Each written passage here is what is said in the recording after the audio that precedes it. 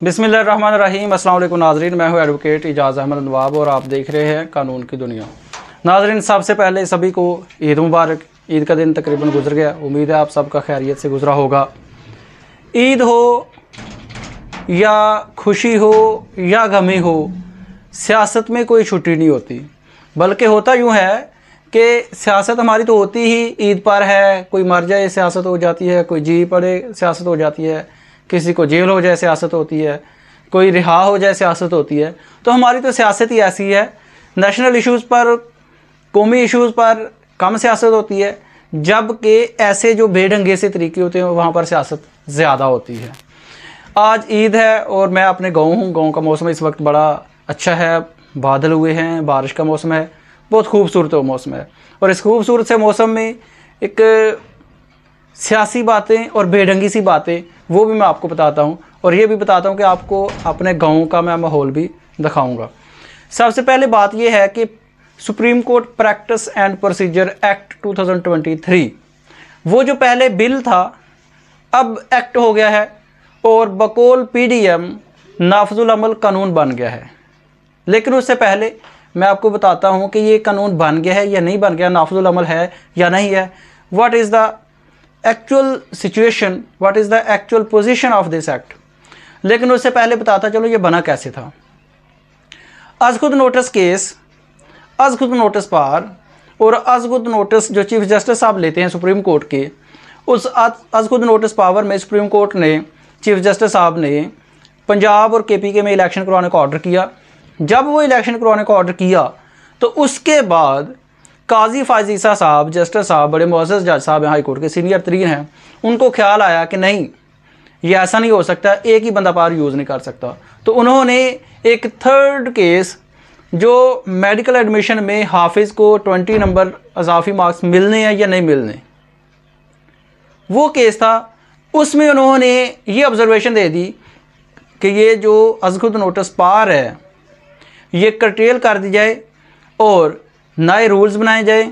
जब तक नए रूल्स नहीं बनाते अज़खुद नोटिस केसेस जितने भी हो गए हैं इनकी कार्रवाई रोकी जाए, क्योंकि उस वक़्त पंजाब और इलेक्शन, केपी इलेक्शन की बात चल रही थी, केस चल रहा था। यूं ही ये ऑब्जर्वेशन आई, उसी दिन या उससे दूसरे दिन पार्लियामेंट में ये कानून भी पास हो गया। यूं लगता है कि बिल भी पहले तैयार था, सारा कुछ मौजूद था, अगले दिन ये कानून बन गया। पार्लियामेंट में बिल पेश हुआ, पार्लियामेंट में बिल पेश होने के बाद पास भी हो गया सेम डे, और उसको नाम दे दिया गया supreme court practice and procedure bill. सदर साहब के पास गया, सदर साहब ने उसको एतराज़ लगा के वापस भेज दिया। वापस भेजने पर पार्लियामेंट ने मुश्तरका इजलास बुलाया और सेम डे ही फिर दोबारा से सदर साहब के पास भेज दिया।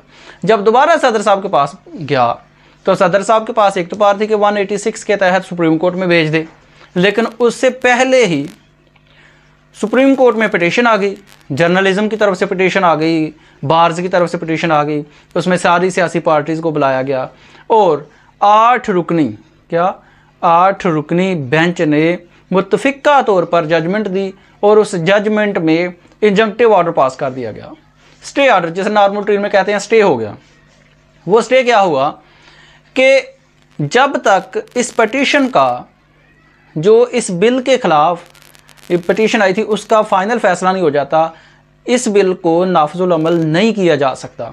बिल चाहे पास हो जाए, चाहे सदर साहब साइन कर दें, चाहे ना करें, चाहे वो खुद ब खुद एक्ट बन जाता है, लेकिन इस पर अमल नहीं होगा। सुप्रीम कोर्ट का ऑर्डर है और उसमें 2 मई डेट है।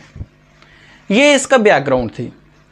अब कल क्या हुआ है कि वो जो बिल था वो पास करवाया, यानी कि सदर साहब ने साइन नहीं किए, वापस भेज दिया। स्टैट्यूटरी पीरियड पूरा हुआ तो पीडीएम ने, हुकूमत ने क्या किया कि उस बिल को पास करके प्रिंटिंग प्रेस को भी भेज दिया और ऐलान कर दिया गया कि supreme court practice and procedure act 2023 नाफजुल अमल हो गया है।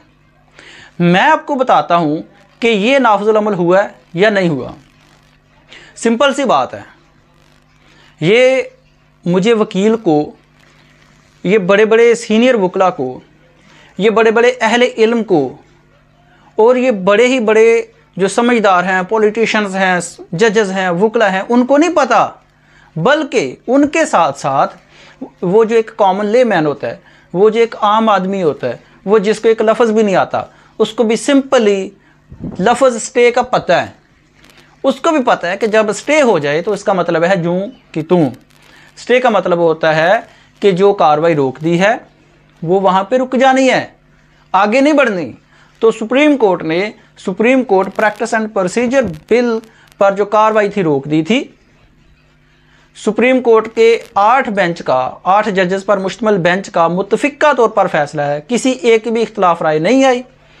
और चीफ जस्टिस ने रिमार्क्स दिए कि इस बिल के नाफिजुल अमल होने से खदशा है अदलिया की आज़ादी में मुदाखलत का, अदलिया के काम में मुदाखलत का, क्योंकि ये बिल था मुतसादिम, किसके मुतसादिम?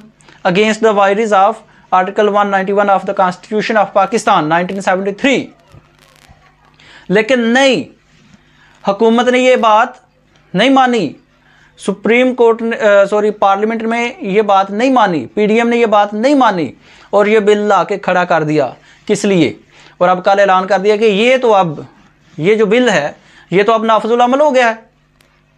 और ये सारा का सारा करने का क्या मतलब है? इसका मतलब है ये दोबारा कहेंगे कि सुप्रीम कोर्ट के पास तो पावर ही नहीं है। आज खुद नोटिस पर केस चल रही है, उस पर हम अपील करेंगे, सुप्रीम कोर्ट के पास, चीफ जस्टिस के पास ये तो पावर ही नहीं है, तो ये किस तरह ये केस की समाअत कर सकते हैं, किस तरह से इस पर अमल दरामद करवा सकते हैं? बेसिक पर्पज़ ये है। लेकिन कोई छोटे से छोटा आदमी, कोई अनपढ़ आदमी, कोई दूर दराज इलाके का आदमी जिसका कानून से तल्लुक ही कोई ना हो, जिसके इन मामला से, पॉलिटिक्स से, लॉ से, सुप्रीम कोर्ट से, पार्लियामेंट से कोई तल्लुक ना हो, उसको भी पता होता है स्टे क्या होता है। बल्कि मैं आपको बताऊं, जो बाबे हमारे पास आते हैं ना, हम लॉयर्स हैं, हमारे पास जो बाबे आते हैं वो क्या कहते हैं? वो आके कहते ये लफ्ज़ हैं, वकील साहब एक स्टे लाना है। हम उनको, मेरे साथ ये वाक़या हुआ है, कई बार हुआ है, कोई बाबा आता है वो कहता है पुत्र एक स्टे लेना है। मैं कहता हूँ अच्छा बाबा जी थोड़ा दावा करांगे, वो कहते हैं नहीं दावा नहीं करना, मैं स्टे लेना है। यानी कि स्टे का हर एक को पता है कि जब स्टे हो जाता है तो जो चीज़ जहाँ पे होती है वो रुक जाती है। लेकिन हमारी हुकूमत ने ये काम कर दिखाया है कि supreme court practice and procedure bill statutory period पूरा होने पर, सदर साहब ने तो साइन नहीं किए, वो पूरा होने पर उसको नाफिजुल अमल करार दिया है और प्रिंटिंग प्रेस में भेज दिया है कि इसको ऑफिशियल गजट में पब्लिश कर दिया जाए। अब इस पर होना क्या है? तौहीन अदालत। सुप्रीम कोर्ट ने पीडीएम को, हुकूमत को बड़ा टाइम दिया, इसमें कोई शक नहीं। 3 बार ऑर्डर कर दिया कि पैसे जमा करवाएं, हुकूमत नहीं करवा रही। और इतना फ्री हैंड मैंने देते हुए कभी किसी क्लाइंट को, कभी किसी शख्सियत को, इदारे को मैंने नहीं देखा। ये मैं अपनी 13 ईयर्स प्रैक्टिस में पहली बार देख रहा हूँ कि सुप्रीम कोर्ट इतना लीनियंट व्यू ले रही है और जो तौहीन अदालत बार बार करते आ रहे हैं ज़िम्मेदार, उनको छोड़ रही है और बार बार टाइम देती रही है। पहले सुप्रीम कोर्ट ने कहा 10 तारीख तक पैसे जमा कराओ, हुकूमत ने नहीं करवाए। सुप्रीम कोर्ट ने गवर्नर स्टेट बैंक को कहा कि 17 तारीख तक पैसे जमा कराओ, उसने नहीं कराए।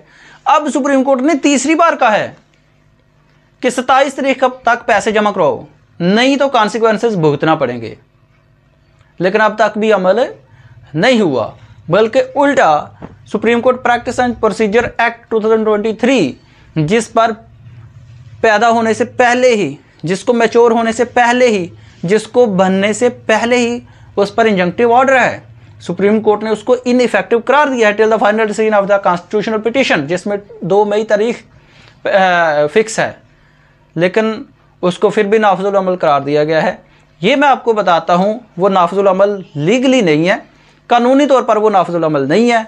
ये मैं लीगल पॉइंट ऑफ व्यू दे रहा हूँ, कानूनी तौर पर वो नाफिजुल अमल नहीं है, उस पर अमल नहीं किया जा सकता। अगर उस पर अमल करके कोई कदम उठाया जाता है, कोई एक्ट किया जाता है, कोई अपील फाइल की जाती है या कोई ऑर्डर मानने से इनकार किया जाता है, तो वो तौहीन अदालत होगी। ये सेपरेट इशू है कि सुप्रीम कोर्ट उस पर कोई एक्शन लेती है या नहीं, कोई तौहीन अदालत का नोटिस देती है या नहीं, ये सेपरेट इशू है। लेकिन इतना मैं जानता हूँ, इतना मेरा एक्सपीरियंस है कि वो जो इलेक्शन करवाना चाहते हैं, वो जो इस वक्त सुप्रीम कोर्ट के साथ हैं, वो जो जुरिस्ट राउंड टेबल कॉन्फ्रेंस कर रहे थे, वो इस पर तौहीन अदालत की कार्रवाई करवाने की कोशिश करेंगे, पिटीशन तैयार करेंगे। बल्कि Azhar Siddique advocate supreme court of Pakistan, उन्होंने ट्विटर के जरिए ये ऐलान भी किया था कि तौहीन अदालत की कार्रवाई की तैयारी कर रहे हैं।